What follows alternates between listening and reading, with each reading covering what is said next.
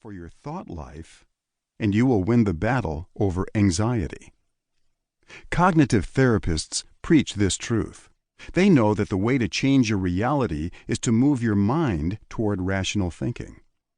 Reflective listening experts try first to find the patient's feeling words. The therapist then repeats these words to the patient and asks, "Is that what you're feeling?" If the patient says yes, the therapist then begins to help the patient discern the thoughts behind the feelings. He or she knows that a bad thought life produces bad feelings. Alcoholics Anonymous refers to this bad thought life as stinking thinking. Experts who deal with alcoholism know that alcoholic behavior is rooted in wrong thinking. What the Bible says. But long before psychotherapists arrived at this conclusion, the Bible taught it. Solomon wrote, "As he thinks in his heart, so is he." Proverbs chapter 23, verse 7, New King James Version.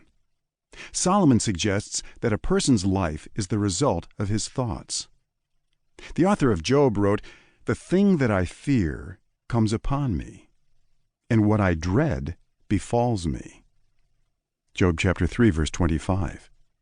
The writer concluded that much fear and dread falls upon the person whose thoughts are chronically filled with fear and dread. Listen to the following verses from Paul. "Do not be conformed to the world, but be transformed by the renewal of your mind, that by testing you may discern what is the will of God, what is good and acceptable and perfect." Romans chapter 12, verse 2. Paul believed that life transformation comes from mind information. Belief causes behavior.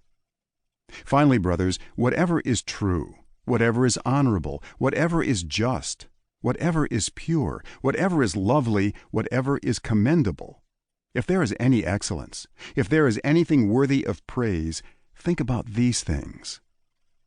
Philippians chapter 4, verse 8. Paul exhorted his readers to focus their thoughts on things that would produce healthy behaviors. We destroy arguments and every lofty opinion raised against the knowledge of God, and take every thought captive to obey Christ. 2 Corinthians chapter 10, verse 5. Paul recognized that spiritual enemies are besieging your mind. To defeat them, you must take every thought captive. You cannot afford even one contrary thought against God to enter your mind. Not even one. It will eventually fester and become a toxic feeling that will lead to destructive behavior. Set your minds on things that are above. Colossians chapter 3, verse 2.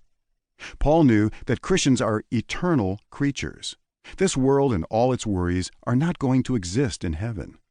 Therefore, you must make sure that every thought in your mind is rooted in an eternal perspective. When you look at life's issues from God's view, they become increasingly small. That's what faith is, seeing life through His eyes. Jesus taught this same truth. He said, "What comes out of a person is what defiles him. For from within, out of the heart of man, come evil thoughts, sexual immorality, theft, murder, adultery, coveting, wickedness, deceit, sensuality, envy, slander, pride, foolishness. All these evil things come from within, and they defile a person." Mark chapter 7, verses 20 through 23. Evil thoughts come from within. Then follows destructive human behavior. Jesus said that murder begins with an angry thought. Matthew chapter 5, verses 21 and 22. Adultery begins with a lustful thought. Matthew chapter 5, verses 27 and 28. Jesus clearly taught that your thoughts affect what you do. This perspective should empower your prayer life. How you think motivates how you pray. Positive thinking encourages faith-filled prayers. Negative thinking stimulates doubt and unbelief. Jesus connected thinking with prayer. He said, "If you believe, you will receive whatever you ask for in prayer."